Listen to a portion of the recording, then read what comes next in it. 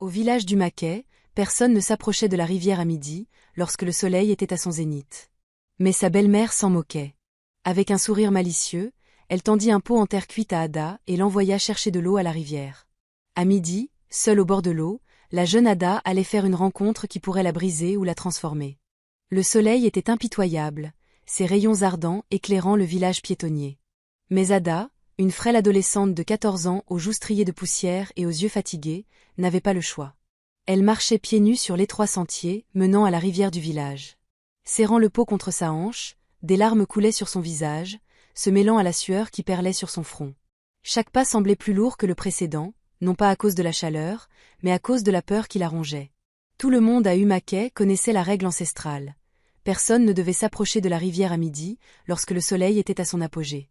Les anciens racontaient que c'était l'heure où Humilly, la déesse de la rivière, émergeait pour purifier les eaux, furieuse contre tout mortel qui osait la déranger.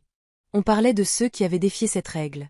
Certains n'étaient jamais revenus, d'autres étaient revenus, mais changés à jamais. Mais Ada n'avait pas le choix. Elle avait été envoyée par sa cruelle belle-mère, et elle savait qu'il valait mieux ne pas désobéir. « Tu vas me chercher de l'eau, Ada, peu importe l'heure. Si tu reviens les mains vides, tu dormiras dehors avec les chèvres ce soir », avait déclaré sa belle-mère, Madame Oyoma, d'un ton sans appel, accompagnant ces mots d'une gifle si violente que la joue d'Ada emportait encore la brûlure. Son père, autrefois un fermier riche et prospère, était parti dans un village lointain il y a 5 ans et n'était jamais revenu. Il avait épousé Oyoma, sa seconde femme, après le décès de la mère d'Ada. Depuis ce jour, la vie d'Ada était devenue un enfer. Essuyant ses larmes du revers de la main, elle s'approcha de la rivière, le cœur battant plus fort que le bruit de ses pas. Une peur viscérale l'envahissait. Soudain, la brise s'arrêta. Un étrange frisson parcourut sa peau. Elle s'immobilisa, puis entendit une voix murmurer son nom. Elle se retourna, cherchant un visage, un signe, une présence. Rien, seulement le silence oppressant et son reflet tremblant à la surface de la rivière. Mais elle ne pouvait pas faire demi-tour. Elle connaissait assez Oyoma pour savoir que la désobéissance avait un prix. Rassemblant tout son courage, Ada s'avança sur les rochers lisses au bord de la rivière. « S'il te plaît, ô Humilly, je ne veux pas te manquer de respect, » murmura-t-elle, la voix brisée. « Ce n'est pas de ma volonté de troubler ta paix. » Les mains tremblantes, elle plongea le pot dans l'eau. Le récipient se remplit lentement, chaque goutte résonnant comme une alarme à ses oreilles. Ses yeux scrutaient la berge, terrifiés par chaque ondulation, chaque bruissement de feuilles. Elle imaginait la déesse surgir des profondeurs, pleine de rage, mais rien ne se passa. Le pot était enfin plein. Sans perdre une seconde, Ada se mit à marcher rapidement, le récipient vacillant dangereusement à chaque pas précipité.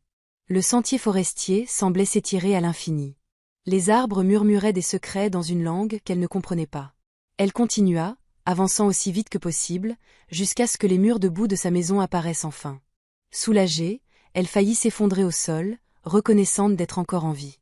Lorsqu'elle entra dans la cour, sa belle-mère Oyoma était assise sur un tabouret bas, un rictus narquois sur le visage, l'air furieux. « Qu'est-ce qui t'a pris autant de temps » ricana-t-elle sans même lever les yeux. Ada ne répondit rien. Elle entra dans la cabane de la cuisine et posa le pot au sol. Ses mains tremblaient encore lorsqu'elle le déposa près de la cabane.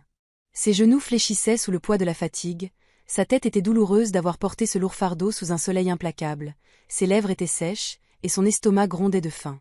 Elle n'avait rien mangé depuis l'aube, seulement un morceau d'igname froid et sec, à peine suffisant pour nourrir un enfant, encore moins une adolescente forcée de travailler comme 3 personnes. Ne reste pas plantée là comme une statue sculptée.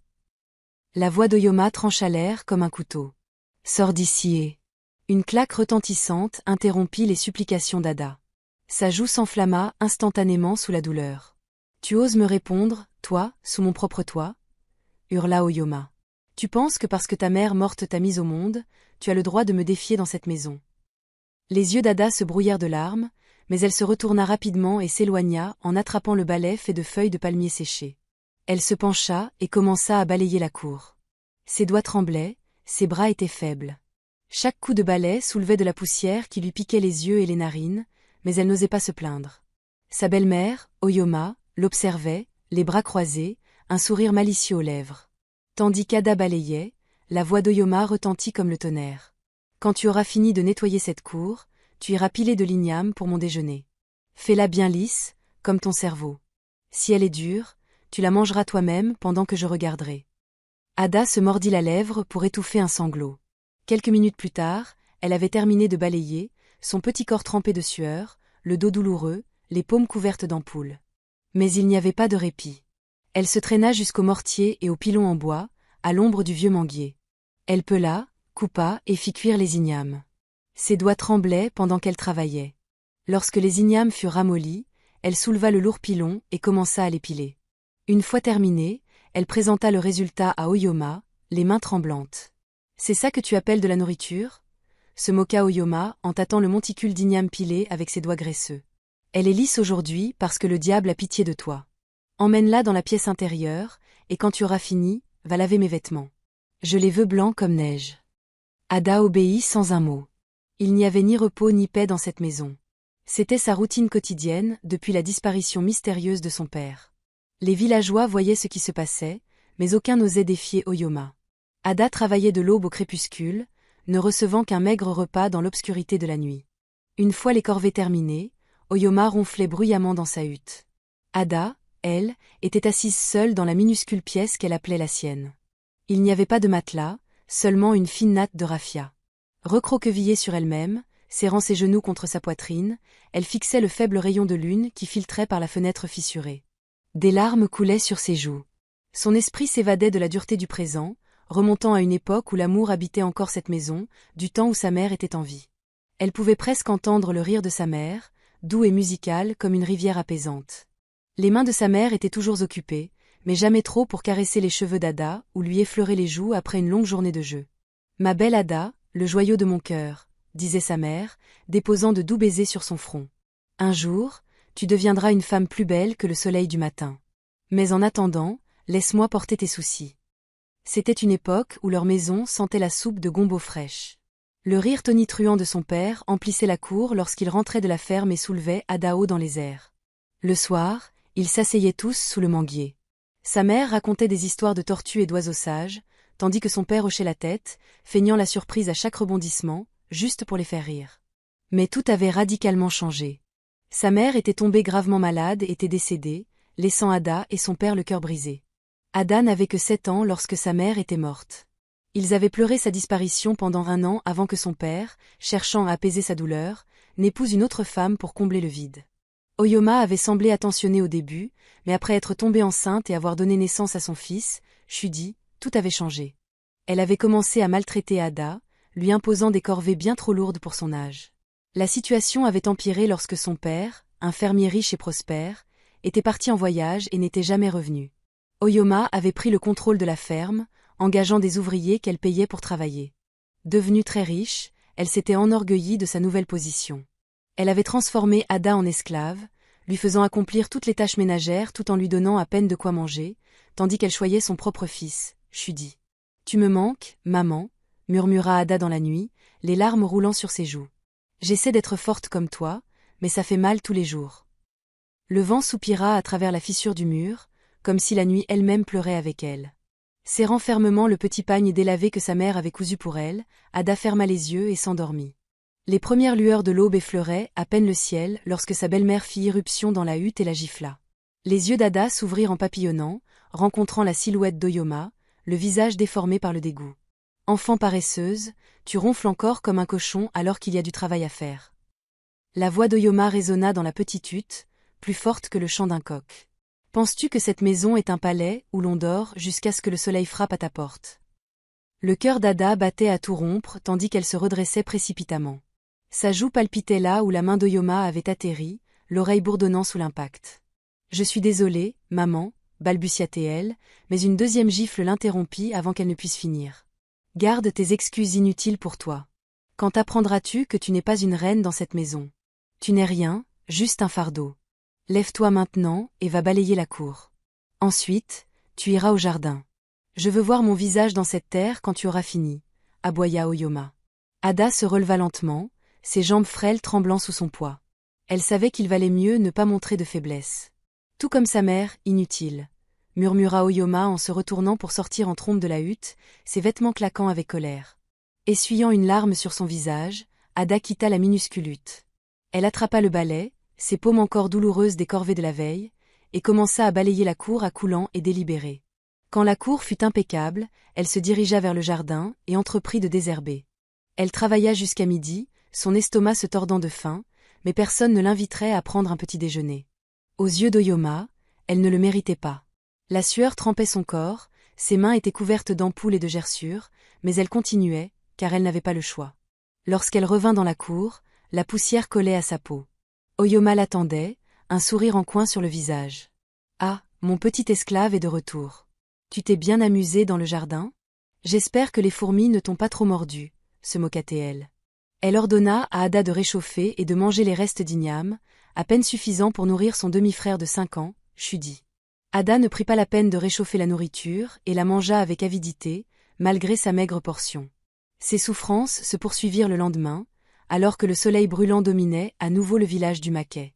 Oyoma envoya de nouveau Ada à la rivière. « Prends cette marmite et va à la rivière. » Aboya-t-elle, le visage déformé par la cruauté qui était devenue son masque quotidien.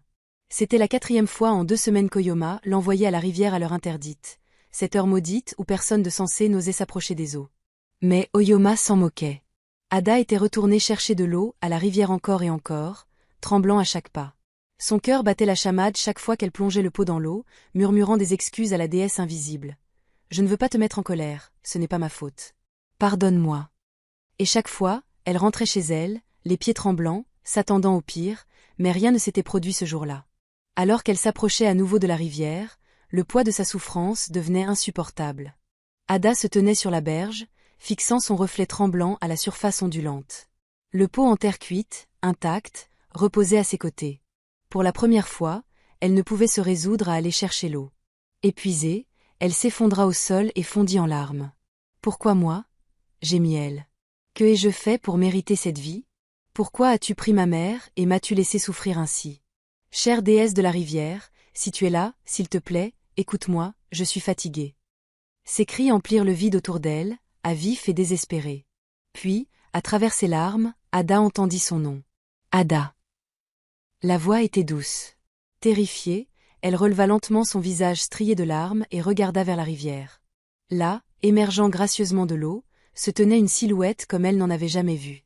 C'était une fille de son âge, avec de longs cheveux noirs et une peau scintillant d'un éclat subtil. Une belle sirène. Elle sourit chaleureusement à Ada et commença à parler. « Je t'ai vu pleurer de nombreuses fois, mais aujourd'hui, tu m'as poussé à agir. Je m'appelle Merinma. Je suis la fille d'Umiyi, la mère de la rivière, mais je suis aussi une fille comme toi. N'aie pas peur, je ne te ferai pas de mal. » Ada la regarda avec incrédulité. « N'es-tu pas en colère que je continue à troubler ta rivière ? » Merinma rit doucement. « Tu viens avec tristesse, pas avec manque de respect. La rivière ressent ta douleur, tout comme ma mère.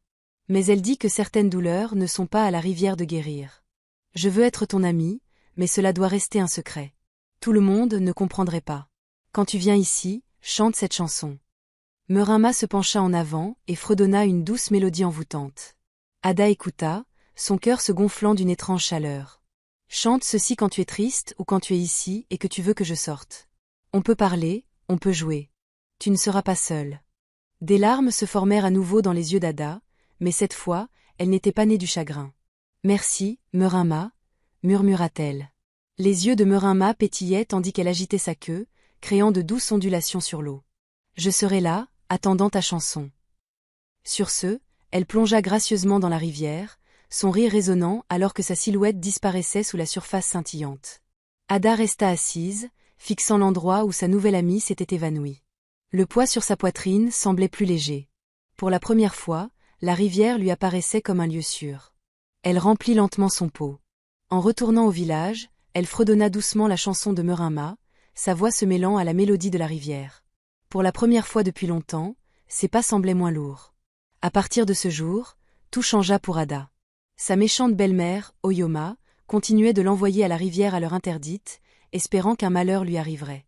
Mais à chaque visite, Ada s'asseyait sur la berge, posait doucement son pot et chantait la chanson que son amie lui avait apprise. La rivière scintillait en réponse, et de ses profondeurs, Merinma émergeait, le visage rayonnant de joie. Parfois, elle parlait simplement. Merinma racontait à Ada des histoires sur la rivière, des contes d'anciens esprits de poissons chantant sous la pleine lune, de tortues parlantes et de crabes jouant à cache-cache. En retour, Ada partageait ses propres souvenirs, des choses simples. la façon dont sa mère grimpait au manguier pour cueillir des fruits, ou comment son père lui avait sculpté une petite flûte en bois.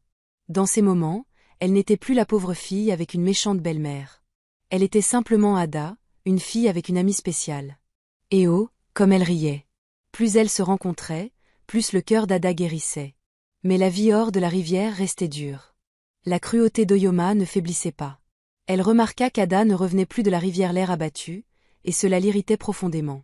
Peut-être as-tu trouvé un amant dans cette rivière, ricana Oyoma un après-midi. Ne t'inquiète pas, tu verras bientôt ce que cela te coûtera. Mais Ada ne dit rien. Elle n'avait pas besoin de s'expliquer. Elle avait son secret, et son secret la rendait plus forte. Elle s'était habituée à son monde secret avec Mirinma. Leur rencontre n'était plus remplie de larmes, mais de joie. Ils chantèrent, ils jouèrent, ils partagèrent leurs rêves. Puis, un après-midi, quand Ada arriva et chanta leur chanson, la rivière resta immobile plus longtemps que d'habitude. Pendant un instant, la peur lui serra le cœur. Mirinma l'avait-elle abandonnée? Puis, lentement, l'eau ondula. Mirinma émergea, mais elle ne souriait plus comme avant. Son beau visage était sombre. Ses yeux brillants étaient embrumés de tristesse. Ses coquillages ne résonnaient plus avec leur enjouement habituel. Sa queue bougeait lentement sous la surface. Le cœur d'Ada se serra. « Qu'est-ce qui ne va pas ?» demanda-t-elle doucement, agenouillée près de la rive. « Mirinma, pourquoi es-tu triste ?» Pendant un instant, Mirinma resta silencieuse. La rivière murmurait autour d'elle, comme si elle pleurait avec elle. « Ada, » commença-t-elle lentement. « Aujourd'hui est la dernière fois que nous nous voyons. » Les mots frappèrent Ada comme un coup de tonnerre. « Non, non, ne dis pas ça, » balbutia-t-elle, la gorge serrée. « Pourquoi? Ai-je fait quelque chose de mal ?» Les lèvres de Mirinma s'incurvèrent en un sourire triste. « Non, ma très chère amie, tu n'as rien fait de mal. C'est simplement la voix de mon peuple. Je vais me marier. Une sirène d'une autre rivière, loin d'ici, m'a choisie. Ma mère lui a donné sa bénédiction. Bientôt, je quitterai ces eaux et j'appartiendrai à un autre. » Le cœur d'Ada se brisa. Ses doigts s'enfoncèrent dans la terre meuble. « Mais qu'en est-il de nous? Nos chansons, nos histoires. Tu ne peux pas me quitter. Mirinma, tu es ma seule amie. » « Je sais, Ada, » dit Mirinma d'une voix tremblante. « Crois-moi, cela me fait mal aussi. Mais telle est la vie d'une sirène. Ma fille, nos pas sont gravés dans les courants avant même notre naissance. » Ada sentit une larme couler sur sa joue. Ce n'est pas juste. Pourquoi les choses que j'aime doivent-elles toujours m'être enlevées? Mirinma tendit la main. Elle effleura celle d'Ada. Le contact était frais et apaisant, comme la rivière elle-même. Je ne peux pas rester, mais je veux te laisser quelque chose. Un cadeau, une partie de moi, pour que tu ne sois jamais seule. Ferme les yeux et tends les mains. Ada obéit sans un mot. Mirinma tendit la main et transmit à Ada des pouvoirs sous forme de lumière dorée. Puis elle lui demanda d'ouvrir les yeux. Tu viens de recevoir le pouvoir de guérir les blessures du corps et du cœur. Tu pourras guérir toutes sortes de maladies. Chaque fois que quelqu'un souffre, ton contact apportera du réconfort. Et je ne t'oublierai jamais, Ada, la fille qui chantait à la rivière, la fille qui a même fait croire à une sirène en l'amitié. Pendant un long moment, elles restèrent assises en silence, se regardant l'une l'autre, gravant chaque détail dans leur mémoire. Puis, lentement, Mirinma replongea dans l'eau. « Au revoir, mon ami, au revoir. » Ada répondit tristement, tandis que la dernière vague s'estompait. Elle s'assit au bord de la rivière et se mit à pleurer. « Tu vas me manquer, ma chère amie, » murmura-t-elle. Doucement, après un moment, elle essuya ses larmes, se redressa et commença son chemin de retour. 3 jours plus tard, Ada était au marché pour faire une course pour sa belle-mère, lorsqu'une voix forte et désespérée fendit le bourdonnement du marché. « Quelqu'un m'aide. Mon bébé ne respire pas bien. » Le cœur d'Ada se serra. Elle se tourna brusquement vers le bruit au coin. Sous un étal branlant, une femme tenait un petit garçon dans ses bras. Le corps de l'enfant était flasque, ses lèvres prenaient une teinte bleutée effrayante. Les cris de la mère étaient déchirants. « S'il vous plaît, aidez-moi. Le guérisseur du village est parti pour la ville voisine. » Les pieds d'Ada bougèrent avant que son esprit ne puisse les comprendre. Elle laissa tomber son panier et se précipita aux côtés de la femme. « Agenouille-toi, maman, » dit-elle doucement. Malgré ses mains tremblantes, sous le regard de tout le marché, Ada se pencha sur le garçon. Sa petite poitrine était effroyablement immobile. Elle posa doucement sa paume sur la poitrine de l'enfant. Elle ferma les yeux et se mit à fredonner doucement. En quelques secondes, le corps du garçon tressaillit. Il toussa, un souffle léger et superficiel emplit ses poumons. Il respire, mon enfant respire, hurla la mère en serrant son garçon contre sa poitrine, tandis que de nouvelles larmes de soulagement coulaient. Un murmure parcourut la foule. Vous avez vu ce qu'elle a fait? Ah, c'était Ada. Elle l'a touché et il est revenu. Mais Ada ne se réjouit pas de l'attention qu'on lui portait. Elle sourit simplement à la mère reconnaissante, puis prit son panier et s'éloigna en courant. Pourtant, la nouvelle se répandit plus vite qu'une traînée de poudre. 2 jours plus tard, un autre appel à l'aide retentit dans le village. Un jeune garçon était tombé d'un manguier et avait atterri maladroitement. Sa jambe était tordue et enflée. Les villageois se rassemblèrent à nouveau, impuissants. Ada se retrouva au centre, sans crainte. Elle s'agenouilla près du garçon en pleurs, posa ses mains sur sa jambe blessée et murmura quelques mots sous les yeux étonnés des villageois. L'enflure commença à se résorber. Le membre tordu se redressa. À partir de ce jour, le nom d'Ada commença à peser lourd. Elle guérit d'autres personnes d'une maladie ou d'une autre, et devint rapidement très populaire dans le village. Malgré sa popularité, le cœur d'Ada resta humble. Elle ne guérissait pas pour la gloire, mais parce qu'elle se souvenait de la douleur et de ce que cela faisait de n'avoir personne pour elle. Sa belle-mère devint plus prudente dans sa façon de la traiter, sachant que les villageois la surveillaient. Un soir, environ 3 mois après qu'Ada ait reçu ses pouvoirs de guérison, une silhouette apparut au bord du chemin du village. Elle était poussiéreuse et usée, mais familière. C'était le père d'Ada. Malgré son air fatigué, Ada le reconnut immédiatement. Il entra dans la propriété, car elle n'avait jamais cessé de rêver de lui depuis sa mystérieuse disparition. « Papa » cria-t-elle. L'homme laissa tomber son sac de voyage. Alors qu'Ada courait vers lui, il la surprit, la serrant fort, enfouissant son visage dans ses cheveux. Ses épaules tremblaient. Leurs larmes coulaient librement, tandis qu'Ada s'accrochait à lui. Tremblant d'émotion, son père releva doucement la tête. Ses yeux brillaient de larmes retenues, mais il ne dit pas un mot. Quelques instants plus tard, Osioma revint de la ferme avec son fils, où elle était allée inspecter le travail de ses ouvriers. Elle fut choquée de voir son mari. Elle fit cependant semblant et l'accueillit chaleureusement. Puis elle commença à lui poser des questions. Ce qui s'était passé, pourquoi il n'était pas revenu toutes ces années. Amardi ne put répondre que par des signes. Il ne pouvait plus parler. Il devint vite clair pour Ada et Osioma qu'Amardi était revenu muet. Il entendait chaque mot, ses yeux suivaient chaque conversation, mais ses lèvres ne pouvaient en former aucun. Aucun son ne lui échappa, pas même un murmure. Ada, poussée par l'amour et le désespoir, tenta de le guérir. Elle posa doucement ses mains sur sa gorge, implora même humiliant, murmura des prières, mais cette fois, son don demeura silencieux. L'homme qui lui avait donné la vie resta enfermé dans le silence. Mais l'esprit d'Amardi était loin d'être brisé. Avec une détermination tranquille, il reprit ses terres agricoles à sa femme, parcourant ses sentiers familiers, supervisant les ouvriers avec fermeté.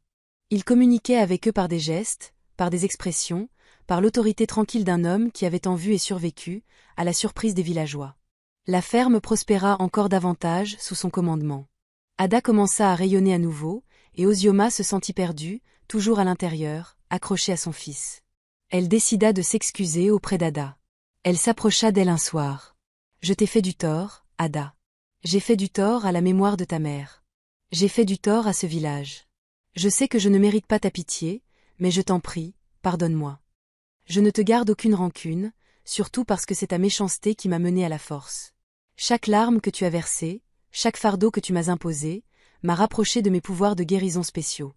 Sans ta cruauté, je n'aurais jamais trouvé mon don de guérison. Merci. » Ada se leva et s'éloigna. Quelque chose en elle lui disait qu'Osioma n'était pas sincèrement désolée. Ada continua à soigner les malades même après le retour du guérisseur du village. Des rumeurs parvinrent au roi, qui l'invita au palais aux côtés de son père. Lorsqu'ils arrivèrent au palais, le conseil tout entier était réuni et, au milieu d'eux, le guérisseur du village. Le roi Noachi, Ikena les accueillit tous et félicita Ada d'avoir utilisé ses pouvoirs de guérison pour aider le peuple, surtout lorsque le guérisseur du village était inévitablement absent. Ada baissa respectueusement les yeux. Le roi continua. « Nous sommes un peuple de tradition. Notre guérisseur Wiki a servi cette terre avec sagesse et compétence pendant de nombreuses saisons, mais même une rivière s'enrichit lorsqu'un nouveau flux la rejoint. » Wiki sourit gentiment. « J'ai entendu parler de toi, mon enfant. Beaucoup craignaient que je sois menacé par ton don. Mais pourquoi devrais-je craindre la pluie alors qu'elle ne fait que favoriser la croissance de mes récoltes? Tu n'es pas une rivale, tu es une bénédiction. Je serais honoré de travailler à tes côtés. » Le roi acquiesça, satisfait. À partir de ce jour, Ada et Wiki dirigeront ensemble la guérison du Muoku. À cette fin, un grand sanctuaire de guérison sera construit. Un lieu où tous ceux qui souffrent trouveront de l'aide, quelle que soit leur naissance ou leur statut. Puis, se tournant vers Amadi, le roi dit : « Amadi, tu nous reviens des ténèbres. Bien que les dieux aient choisi le silence pour ta langue, tes yeux parlent plus que les mots. Ta ferme prospère à nouveau sous ta main.